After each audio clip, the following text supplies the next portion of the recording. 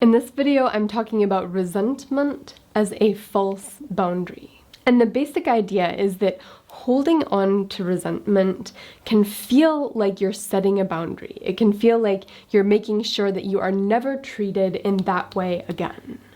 But it's a false boundary because the resentment itself sort of sucks your energy such that when you actually need to set a boundary, you don't have the energy or stamina to do it. And I should note before I start that this is not the only source of resentment, but I do think it's one of the things that keeps us sort of trapped in resentment for longer than we should be. If instead of using resentment as the boundary, if we actually came up with a plan or communicated something we needed to communicate, that I think would help us let go of resentments we need to let go of. So first of all, what is a boundary basically?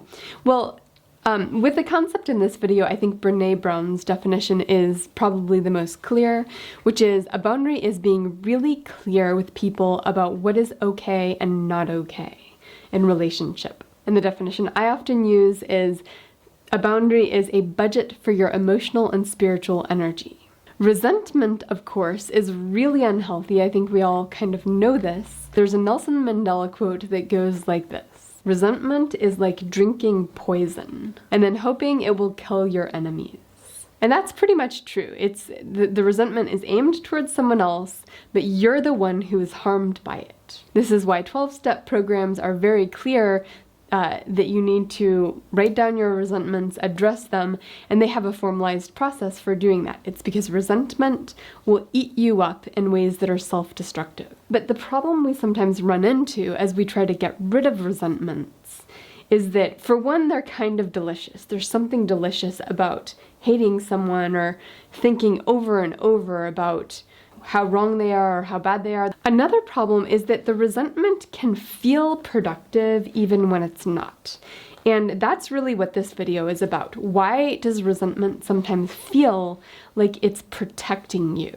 So let me go through a couple of examples here relating this to boundaries.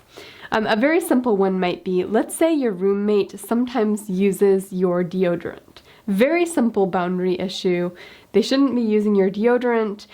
For some people, instead of actually having the conversation that's a little bit confrontational, they might just resent their roommate for doing that, right? So the clear right thing to do in this situation is to set the boundary, to say, hey, if you're going to borrow my stuff, could you ask permission first? And I'm a little bit uncomfortable with you using my deodorant or whatever. It's a short conversation, but it's maybe a little bit conflict-inducing depending on your personality and your roommate's personality. So that might be a situation where someone feels resentment rather than setting the boundary. And it's pretty clear that if you talked with them, if that went well and you sort of worked through it, the resentment for that particular thing would probably completely disappear. But this isn't the only type of example, and maybe it's not even the most common type of example. Another example might relate to an ex, like an ex-boyfriend who was ugly to you. Let's say this boyfriend put you down in front of other people. They said negative things about you or overly personal things that they really shouldn't have shared with people. Let's say they had a bad habit of doing that, which is of course horrible and obviously is a violation of sort of the way you should treat someone who you're in a relationship with.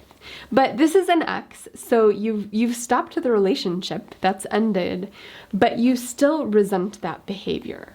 And the key here is obviously you felt really disrespected. You want to make sure that you are never treated like that again. In fact, making sure that you're taking some action to make sure that doesn't happen to you again, that's actually probably necessary and important. So what is the action that you might take? Well, the problem here is if you've broken up with them, but you're not in a relationship with someone like that, maybe you are in a relationship, but they never do that, or you're not in a relationship, how do you still make sure that that doesn't happen to you again? And in a lot of ways, this is about having some sort of plan such that when someone does that to you, you address it. You address it either in the moment or having conversations with them afterward. You just kind of need a plan that sort of, if this happens, this is how I will respond to make sure that I don't end up in a situation that sucks my emotional energy, that makes me feel disrespected, all of that stuff. You need a protection from that kind of thing because it's hurt you in the past and you want to make sure it won't hurt you in the future. But that's also somewhat hard because even if you come up with a plan, this is how I'll handle that in the future, you may not trust yourself to actually follow through with the plan. After all, you were just in a relationship with a boyfriend that you allowed to do that for a long time. And you might look back at that relationship and be like, how did I allow that? How did I not address it in the moment? I would have expected myself to address it, but I didn't. There was some sort of psychological thing going on. I was intermeshed with that person, and I don't fully understand that, or don't even feel like I've fully worked through what has happened in that relationship. Like, why couldn't I set the boundary that I needed to? With that uncertainty about whether you will be able to set the boundary in the moment when you need it, you hold on to this protective shield of resentment. I need to be vigilant to make sure this never happens. I need to be constantly watching for people like my ex. Maybe that's all men, maybe that's all plumbers, who knows what it is, but you are thinking about, how do I protect myself from that really bad soul-sucking experience of them doing that to me in the relationship? So that's the trick.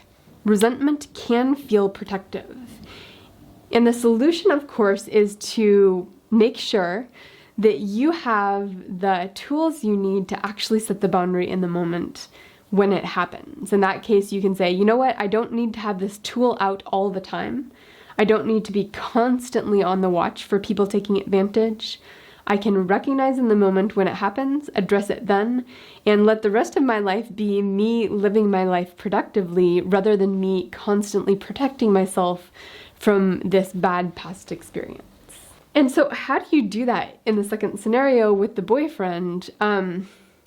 I think that's a tricky thing. To some degree, I think it requires practice to the point where you have confidence that you will be able to address it in the moment. And you might need to practice that in other relationships, perhaps with your boss, perhaps with your mother, but you could also practice it in a hypothetical scenario with a friend or with a therapist or a close friend or someone who's just willing to work through the scenario with you, where you role play the situation and you say the things you should say, you say the things you need to say, and you practice that in a way to the point where you have confidence that you can set the boundary in the moment. Because really, once you get to the point where you're confident that you can address it in the moment, that helps a lot in letting go of the resentment, because the resentment does have that protective quality. Actually, it doesn't have the protective quality, it just feels like it has the protective quality, while sucking the energy that you need to actually do the hard work of boundary setting. Because boundary setting is really hard, right? It requires risk, it requires emotional risk. It does take a lot of energy to set boundaries, and living our lives out in a way where we're not letting that energy get sucked up with resentment, that's crucial if we want to be effective in actually setting boundaries.